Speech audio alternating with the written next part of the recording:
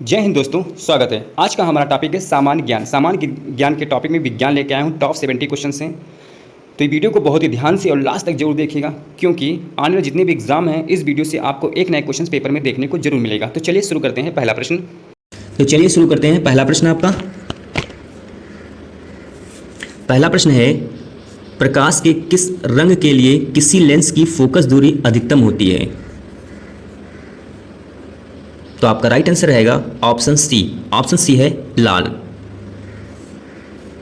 Note, लाल रंग की तरंग दैर्ध्य अधिकतम होने के कारण किसी लेंस के लिए इसकी फोकस दूरी अधिकतम होगी, जबकि बैंगनी रंग की तरंग दैर्ध्य सबसे कम होती है। अगला प्रश्न आपका है, एक अवतल लेंस से बनने वाला प्रतिबिंब होगा। एक अवतल लेंस से बनने वाला प्रतिबिंब होगा। तो आपका राइट आंसर रहेगा ऑप्शन बी।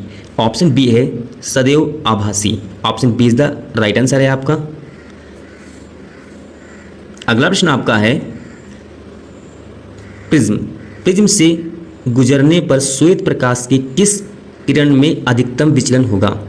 प्रश्न फिर से सुनिए। प्रिज्म से गुजरने पर श्वेत प्रकाश के किस किरण में अधिकतम विचलन होगा? तो आपका राइट आंसर रहेगा ऑप्शन डी। ऑप्शन डी है बैंगनी।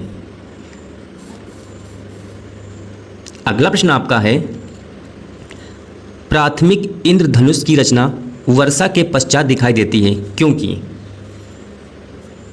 ये वीडियो जो है वेरी मोस्ट इंपॉर्टेंट है। ये भौतिक विज्ञान का टॉपिक है। इसमें मैंने कई टॉपिक उठाए हैं जो वेरी मोस्ट इंपॉर्टेंट प्रश्न भी रखे हैं। तो इस वीडियो को जितने भी आने वाले आगामी एग्जाम होंगे, ऑल इंडिया में जितने भी वनडे एग्जाम होंगे, इस सब के लिए बहुत ही वेरी मोस्ट इंपॉर्टेंट हेल्पफुल ये वीडियो साबित होगी। एक नए क्वेश्चन आपको इस वीडियो से पेपर में देखने को जरूर मिलेगा। तो इस वीडियो को बहुत ही ध्यान से और लास्ट तक, और एक भी क्वेश्चन आपका छूटना नहीं चाहिए, इसलिए वीडियो को अंत तक देखिएगा। तो आपका राइट आंसर रहेगा ऑप्शन बी। ऑप्शन बी है छोटी बूंदों द्वारा सूर्य की किरण पर पूर्ण आंतरिक परावर्तन होता है, इसके पश्चात इसलिए हमें वर्षा के बाद इंद्रधनुष दिखाई देता है। Option B is the right answer है आपका। अगर आपको वीडियो अच्छी लगे तो चैनल को सब्सक्राइब, वीडियो को लाइक जरूर कीजिएगा और अपने दोस्तों में भी शेयर कर दीजिएगा। अगला प्रश्न, एक लेंस को सरल सूक्ष्मदर्शी की तरह उपयोग करने वाले व्यक्ति को दिखाई देता है। तो आपका राइट आंसर रहेगा ऑप्शन डी, सीधा एवं आभासी प्रतिबिंब। Option D is the right answer है आपका। अगला प्रश्न आपका है, बरसात के दिनों में जल पर बनी तेल फिल्म रंगीन दिखने का कारण है। बरसात के दिनों पे जल पर बनी जो तेल फिल्म होती है वो रंगीन दिखने का कारण है। तो आपका राइट आंसर रहेगा ऑप्शन बी, प्रकाश का व्यतिकरण। प्रकाश का व्यतिकरण। Option B is the right answer है आपका। अगला प्रश्न है तारों के टिमटिमाने का कारण है। तो आपका राइट आंसर होगा वायुमंडल। ये पूरा वायुमंडल में परिवर्ती अपवर्तनांकों की विभिन्न परतों द्वारा प्रकाश का अपवर्तन। Option B is the right answer है आपका। अगला प्रश्न आपका है वेरी मोस्ट इंपॉर्टेंट है, नेत्र का वह भाग जो प्रकाश के गमन को नियंत्रित करता है कहलाता है। तो आपका राइट आंसर होगा option A, iris. Option A is the right answer. Iris कहलाता है। प्रश्न है, जब एक प्रकाश तरंग वायु से पानी में जाती है तो उसका कौन सा गुण अपवर्तित रहता है?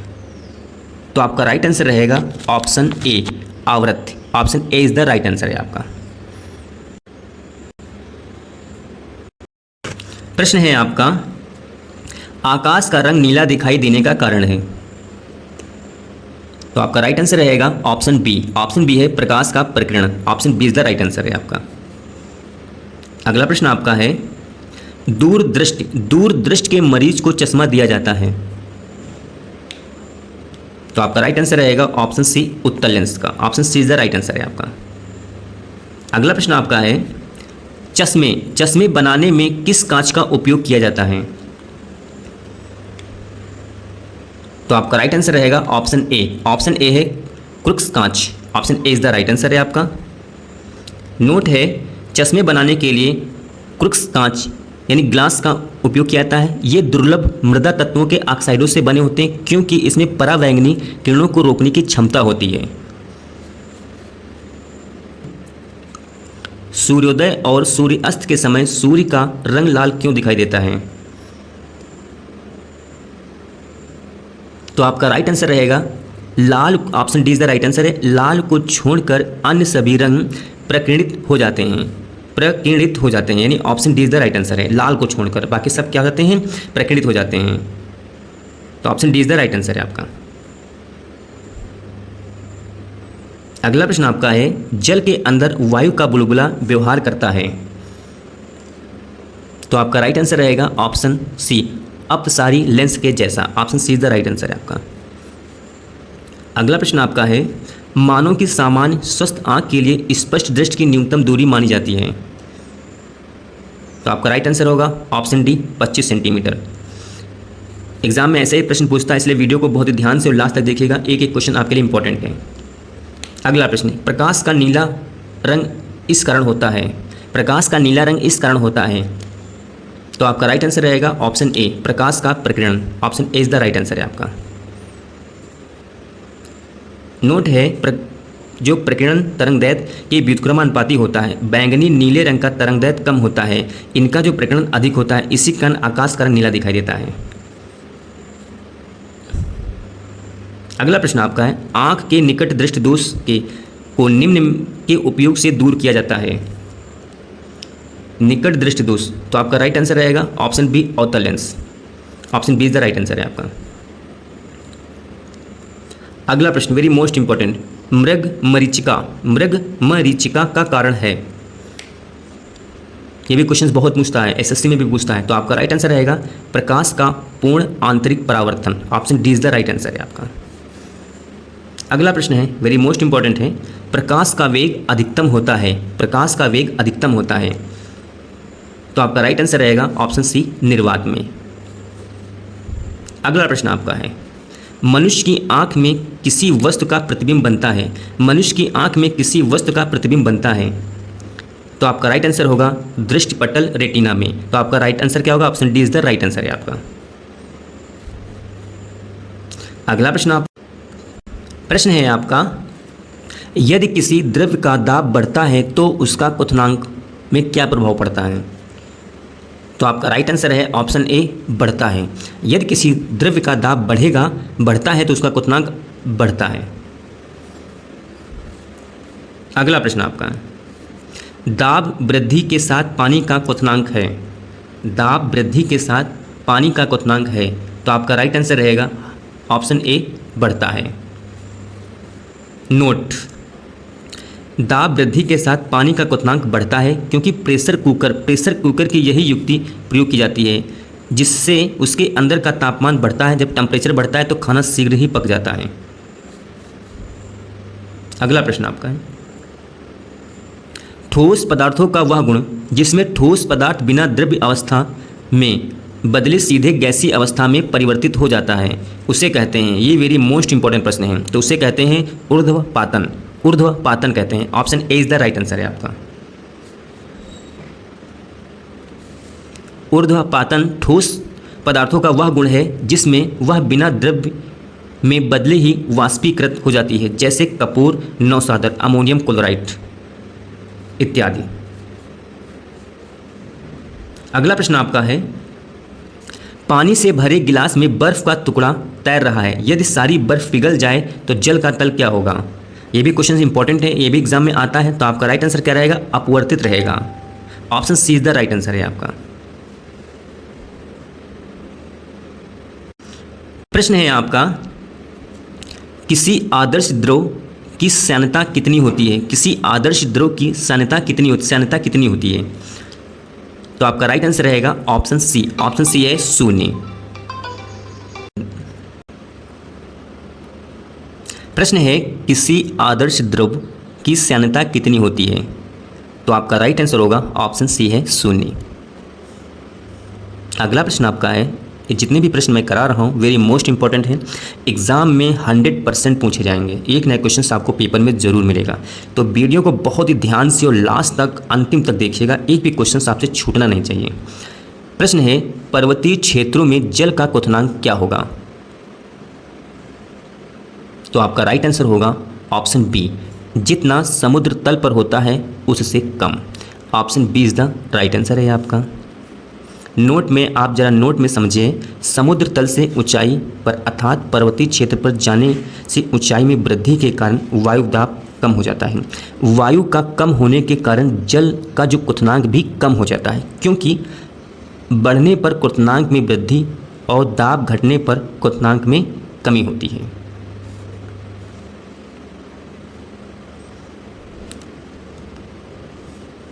अगला प्रश्न आपका है, बुरादे से ढकी हुई बर्फ़ जल्दी से क्यों नहीं पिघलती है? प्रश्न है, बुरादे से ढकी हुई बर्फ़ जल्दी से क्यों नहीं पिघलती है? तो आपका राइट आंसर है ऑप्शन सी, बुरादा उष्मा का कुचालक है। Option C is the right answer है आपका।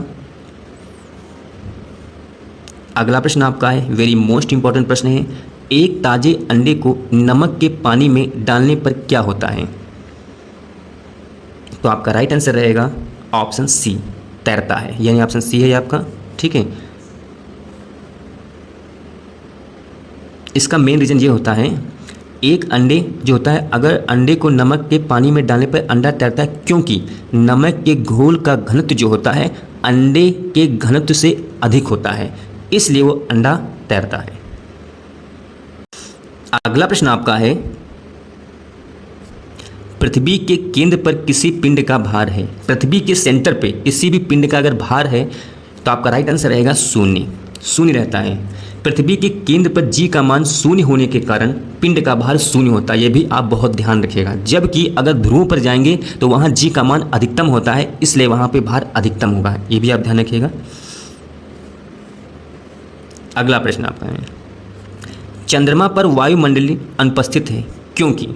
चंद्रमा पर वायुमंडल अनुपस्थित है क्योंकि इसका एक ही कारण है, ऑप्शन सी, इसका गुरुत्वीय त्वरण कम होता है। Option C is the right answer है आपका।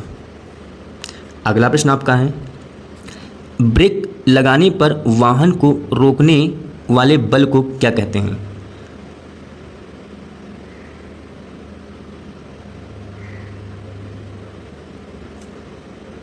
तो आपका राइट आंसर रहेगा ऑप्शन सी है, घर्षण बल। Option C is the right answer है आपका।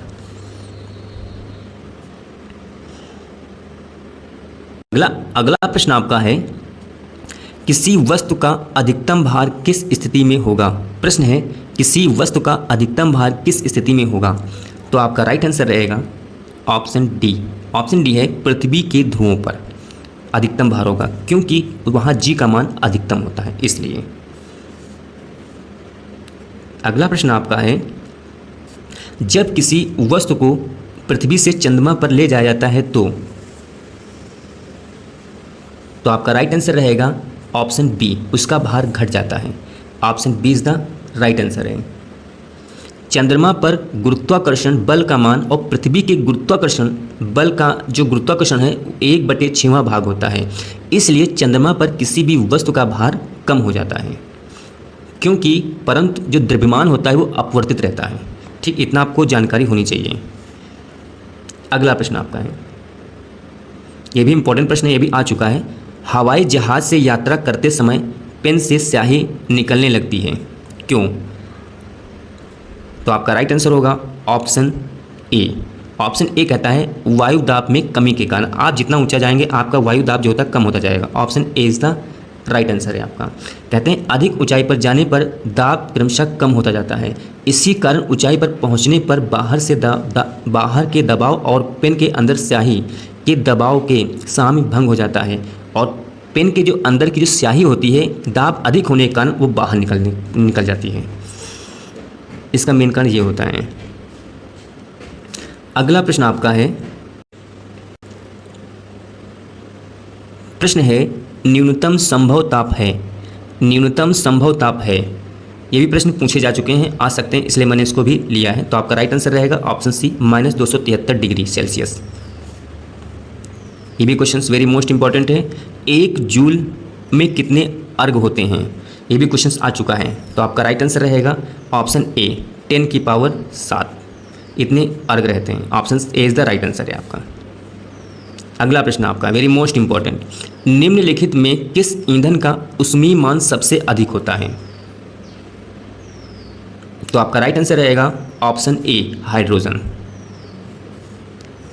अगला प्रश्न आपका वेरी मोस्ट इंपॉर्टेंट प्रश्न है, फोटो इलेक्ट्रिक सेल ऐसी युक्ति है जो परिवर्तित करती है।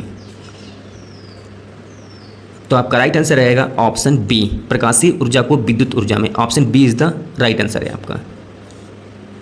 अगला प्रश्न आपका है वेरी मोस्ट इंपॉर्टेंट है, विद्युत सेल में ऊर्जा परिवर्तन होता है। विद्युत जो सेल है उसमें ऊर्जा परिवर्तन होता है। तो आपका राइट आंसर रहेगा ऑप्शन डी रासायनिक ऊर्जा से विद्युत ऊर्जा। अगला प्रश्न आपका है, अत्यधिक व्यायाम के पश्चात किस पदार्थ के संचय के कारण थकान होती है?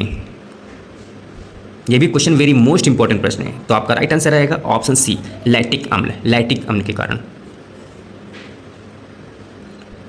अधिक व्यायाम के पश्चात पायूरिक अम्ल का लैक्टिक अम्ल में परिवर्तित हो जाता है। परिवर्तन के कारण थकान का प्रमुख कारण होता है और शरीर से शीघ्र ऊर्जा प्रदान करने के लिए ये परिवर्तन होता है जिसमें 2 ATP ऊर्जा निर्मुक्त होती है। ये भी इंपॉर्टेंट है, ये भी आपको फैक्ट याद रखना है।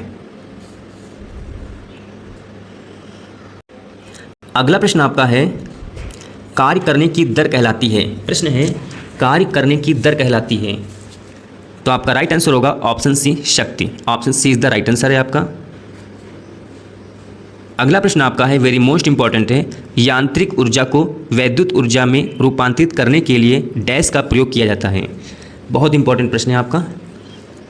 तो आपका राइट आंसर होगा dynamo. Option A is the right answer है आपका।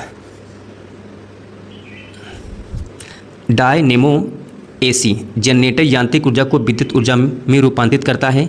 ये माइकल फैराडे के विद्युत चुम्बकीय प्रेरण सिद्धांत पे कार्य करता है। क्वेश्चन पूछता है किस सिद्धांत पे कार्य करता है, ये भी इंपॉर्टेंट है। तो विद्युत चुम्बकीय प्रेरण के सिद्धांत पे कार्य करता है, ये भी इंपॉर्टेंट फैक्ट है। अगला प्रश्न आपका है, शुद्ध जल का अधिकतम घनत्व किस तापक्रम पर होता है? तो आपका राइट आंसर रहेगा ऑप्शन सी है 4 degree centigrade. Option C is the right answer है आपका। शुद्ध जल का अधिकतम घनत्व 4 डिग्री तापक्रम पर होता है। शुद्ध पानी रंगहीन गंधहीन होता है। पानी 100 डिग्री सेंटीग्रेड पे उबलने लगता है। बर्फ़ का जो बर्फ़ हमारी होती है, बर्फ़ का द्रवणांक का हिमांक 0 डिग्री सेंटीग्रेड पर है।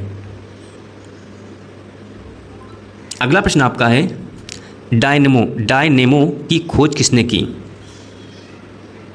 तो आपका राइट आंसर होगा, अभी आपको मैंने बताया था, माइकल फैराडे ने की थी। Option D is the right answer है। ये भी प्रश्न पूछ लेता है आपको। अगला प्रश्न आपका है वेरी मोस्ट इंपॉर्टेंट है, निम्नलिखित में से शक्ति का मात्रक कौन सा है? ये भी क्वेश्चन पूछता है। तो आपका राइट आंसर होगा ऑप्शन बी है joule second. Option B is the right answer है आपका। अगला प्रश्न आपका है, डायनेमो यहाँ पे डायनेमो ऊर्जा परिवर्तित करता है। तो आपका राइट आंसर रहेगा ऑप्शन सी यांत्रिक को वैद्युत ऊर्जा में। ये वेरी मोस्ट इंपॉर्टेंट प्रश्न और भी इंपॉर्टेंट प्रश्न है, बर्फ की गुप्त उष्मा है। तो आपका राइट आंसर होगा ऑप्शन सी 80 कैलोरी पर ग्राम। जो बर्फ़ की जो गुप्त उष्मा होती है 80 कैलोरी पर ग्राम होती है, यानी option B is the right answer है आपका। अगला प्रश्न आपका है वेरी मोस्ट इंपॉर्टेंट है, रासायनिक ऊर्जा को विद्युत ऊर्जा में रूपांतरित किसके द्वारा किया जाता है? तो आपका राइट आंसर होगा ऑप्शन डी है संचायक सेल द्वारा। अगला प्रश्न आपका है, मैंने जितने भी क्वेश्चन लिए हैं वेरी मोस्ट इंपॉर्टेंट हैं, ये एग्जाम में हर हालत में पूछे ही जाते हैं। तो UPSSC हो चाहे आपका रेलवे, ऑल इंडिया में जितने भी एग्जाम होंगे, जो वनडे एग्जाम होते हैं, टीचर के एग्जाम होते हैं, उसमें साइंस 100% पूछी जाती है। तो आप ये वीडियो आप उस एग्ज़ाम के लिए बहुत ही हेल्पफुल साबित होगी, इसलिए वीडियो को बहुत ही ध्यान से लास्ट तक देखिएगा। 1 हॉर्स पावर बराबर होता है। तो आपका राइट आंसर रहेगा option B 746 watt. Option B is the right answer है आपका। अगला प्रश्न आपका है वेरी मोस्ट इंपॉर्टेंट है, निम्नलिखित में कौन सी भौतिक राशि अन्य से भिन्न है? तो आपका राइट आंसर होगा ऑप्शन सी, बल। नोट है ये, कार्य, गतिज ऊर्जा और स्थितिज ऊर्जा ये हैं अदिश राशियाँ, जबकि बल एक सदिश राशि है, क्योंकि बल में हमें दिशा की आवश्यकता होती है। बल का जो फार्मूला होता है वो F बराबर बाई फोर्स से बराबर होता है ma, यानी m है आपका द्रव्यमान और a हो गया आपका त्वरण, जिसका फार्मूला होता है मीटर पर सेकंड स्क्वायर। इसमें दिशा की आवश्यकता होती है। जो अदिश होते हैं उसमें दिशा की आवश्यकता नहीं होती है, उसे हम अदिश बोलते हैं, अदिश राशि बोलते हैं। सदिश माने दिशा की आवश्यकता है, अदिश मतलब दिशा की आवश्यकता नहीं होती है। अगला प्रश्न, नदी का बहता हुआ जल किस प्रकार की ऊर्जा संवहन करता है? तो आपका राइट आंसर होगा ऑप्शन डी, गतिज ऊर्जा, क्योंकि वो गतिज ऊर्जा में रहता है, बहता ही रहता है। अगला प्रश्न आपका है, निम्न में विद्युत उत्पादन करने में सर्वाधिक हिस्सा किसका है? तो आपका राइट आंसर रहेगा ऑप्शन बी, ताप विद्युत का। नोट है, विद्युत उत्पादन में ताप विद्युत का सर्वाधिक हिस्सा है, जल विद्युत का दूसरा स्थान है और परमाणु ऊर्जा का तीसरा स्थान है। अगला प्रश्न आपका है, वेरी मोस्ट इंपॉर्टेंट है, ऊर्जा संरक्षण का आशय है। ऊर्जा संरक्षण का आशय क्या है? ऊर्जा संरक्षण का आशय यह है कि ऊर्जा को ना तो हम सर्जित कर सकते हैं और ना तो विनाश कर सकते हैं। ऊर्जा एक से दूसरे रूप में परिवर्तित किया जा सकता है, बस। Option D is the right answer है आपका। अगला प्रश्न आपका है, ये कहता है, निम्न में से कौन सा एक विद्युत चुंबकीय तरंग का उदाहरण नहीं है? तो आपका राइट आंसर रहेगा वायु में ध्वनि तरंगे। वायु की जो ध्वनि तरंगे होती हैं ये विद्युत चुंबकीय तरंगों का उदाहरण नहीं है। Option D is the right answer है आपका। नोट, ध्वनि तरंगे विद्युत चुंबकीय तरंग का उदाहरण नहीं है, क्योंकि इनके लिए माध्यम की आवश्यकता होती है। इसके विपरीत जो बैंगनी किरणें, रेडियो तरंगे, एक्स किरणें निर्वात में भी संचारित हो सकती हैं। इसके लिए किसी भी माध्यम की आवश्यकता उनको नहीं पड़ती है। ध्वनि तरंगों को माध्यम की आवश्यकता पड़ती है, लेकिन बैंगनी किरणें, चाहे रेडियो तरंगे, चाहे एक्स किरणें के निर्वात में किसी भी माध्यम की आवश्यकता नहीं होती है। ये भी आपको याद रखना है।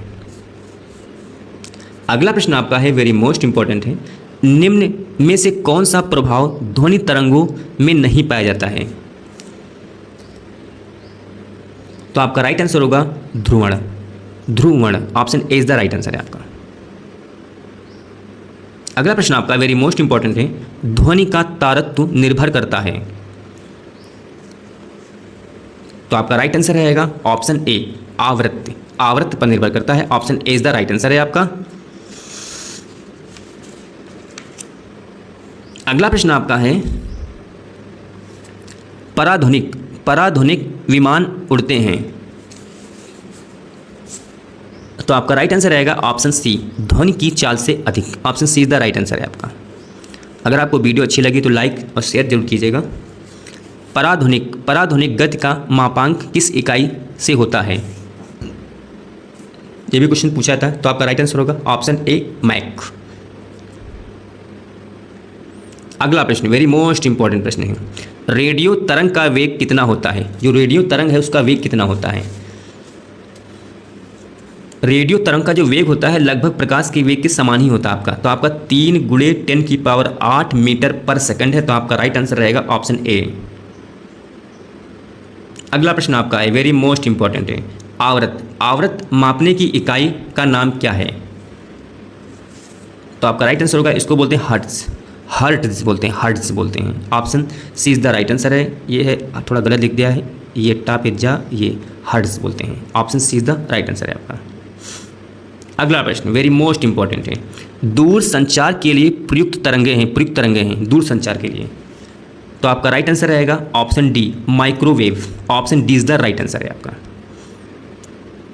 अगला प्रश्न आपका है, वेरी मोस्ट इंपॉर्टेंट है प्रश्न। ऐसे प्रश्न एग्जाम में अक्सर पूछता है, जब 2 लोग आपस में बात करते हैं तो कितने डेसिबल ध्वनि उत्पन्न होती है?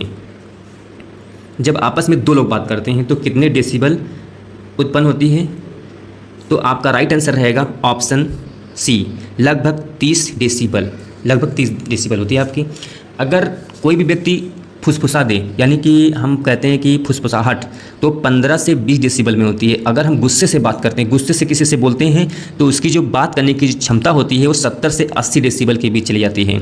लेकिन जब हम लाउड स्पीकर से लोग आवाज़ निकालते हैं तो 70 से 100 के बीच में उसकी आवाज़ उत्पन्न होती है। ये भी आपको बहुत नोट डाउन कर लेना है। अगला प्रश्न आपका है, वेरी मोस्ट इंपॉर्टेंट प्रश्न है आपका, ध्वनि का वेग महत्तम होता है यानी अधिकतम किस में होता है? तो आपका राइट आंसर होगा ऑप्शन बी है, धातु यानी मेटल में होता है। Option B is the right answer है आपका। अगला प्रश्न है, कुछ मैंने महत्वपूर्ण प्रश्न लिए हैं, उसको बहुत ही ध्यान रखिएगा। देखिए, 1 किलोमीटर में कितना होता है? 1000 मीटर होता है। 1 मीटर में 100 सेंटीमीटर होता है। 1 एंगस्ट्रॉन में 10⁻⁻10 मीटर होता है। ये भी क्वेश्चन एक बार पूछा गया था। 1 नैनोमीटर जो होता है 10⁻⁻9 मीटर होता है। 1 डेसीमीटर जो होता है 10⁻⁻1 मीटर होता है। 1 माइक्रोन जो होता है 10⁻⁻6 मीटर के बराबर होता है। और 1 फार्मी जो होता है 10⁻⁻15 मीटर के बराबर होता है। आपको ये भी बहुत अच्छे से नोट डाउन कर लीजिएगा। ये भी क्वेश्चन एक पूछ लेता है, छोटा सा ही प्रश्न है, पूछ लेगा तो आपका 1 नंबर कट जाएगा अगर आपको नहीं पता होगा तो। इसलिए भी आपको जानकारी होनी चाहिए आपको इसके बारे में भी। अगला प्रश्न आपका है, लंबाई को हम मीटर में नापते हैं, द्रव्यमान को हम किलोग्राम में नापते हैं, और ये एसआई मात्रक हैं आपके। समय को हम सेकंड से, विद्युत धारा को एम्पियर। ये जितने भी मैं बता रहा हूँ सब एसआई मात्रक हैं। एसआई मात्रक पूछता जरूर है पेपर में। ताप को केल्विन में बोलते हैं, ज्योति तीव्रता को कैंडेला बोलते हैं, पदार्थ की मात्रा मोल होती है, बल का मात्रक न्यूटन होता है, चुंबकीय प्रेरण का एसआई मात्रक टेस्ला। ये भी क्वेश्चन कई बार पूछा गया है आपकी। दूरी क्या है? किसी भी वस्तु के द्वारा तय की गई लंबाई को दूरी ही कहते हैं। जो इसका एसआई मात्रक रहता है उसे मीटर बोलते हैं। ये भी आपको बहुत ध्यान में रखना है।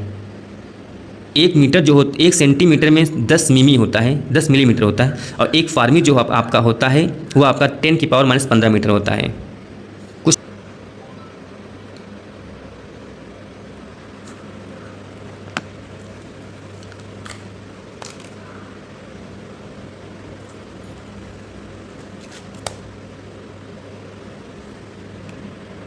कुछ महत्वपूर्ण प्रश्न हैं आपके। हाइग्रो जो मीटर होता है उसे सापेक्षिक आर्द्रता बोलते हैं। हाइड्रोमीटर द्रव का घनत्व बोलते हैं। लैक्टोमीटर जो होता है दूध की शुद्धता मापा जाता है। ये वीडियो आपको कैसा लगा हो? अच्छा लगा हो चैनल को सब्सक्राइब कीजिएगा, अपने दोस्तों भी शेयर कीजिएगा। जय हिंद दोस्तों।